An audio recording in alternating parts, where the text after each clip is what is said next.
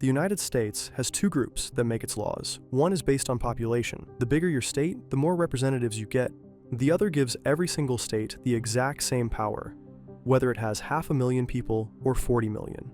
That second group is the Senate. It was built this way on purpose, and to understand why, you need to understand what the people who designed it were afraid of. This is how the United States Senate works. To understand the Senate, you have to go back to 1787, the Constitutional Convention. The United States had just won independence from Britain. Now the 13 states had to agree on how to govern themselves together. The problem was power. How much should each state have? The large states, Virginia, Pennsylvania, Massachusetts, said representation should reflect population. More people, more power. Simple. The small states, Delaware, New Jersey, Connecticut, refused. If population decided everything, the big states would always win. Small states might as well not exist. The convention nearly collapsed. Weeks of deadlock, delegates threatening to walk out. What saved it was a deal.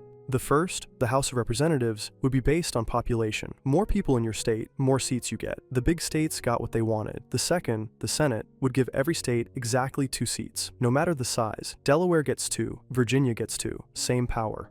And both chambers would have to agree before any law could pass. Neither side could ignore the other. Today the Senate has 100 members, 2 from each of the 50 states. They serve 6-year terms, 3 times longer than a House member.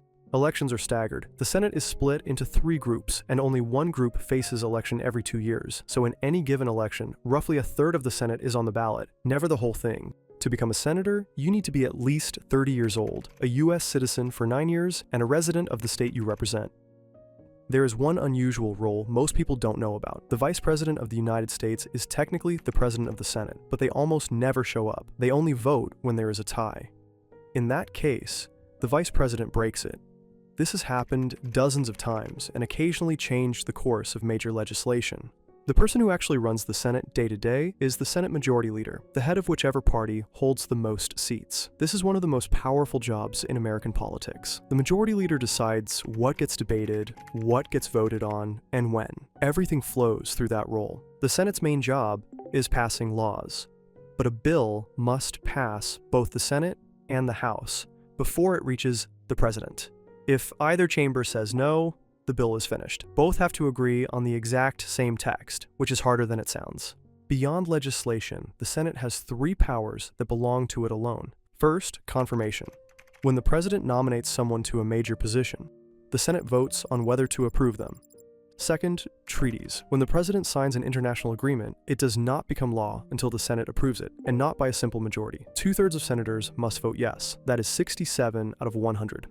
Extremely high bar. It has caused real consequences. After World War I, Woodrow Wilson negotiated the Treaty of Versailles and championed the League of Nations. The Senate rejected it. Some historians link that directly to the conditions that produced World War II. Third, impeachment trials. If the House votes to impeach a president, the Senate holds the trial and decides whether to remove them. Again, 2/3 must agree. No president has ever been removed this way, though 3 have been impeached by the House.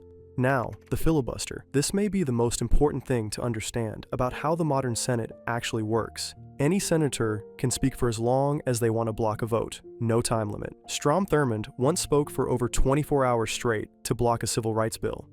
To force a vote and end a filibuster, you need 60 senators to agree.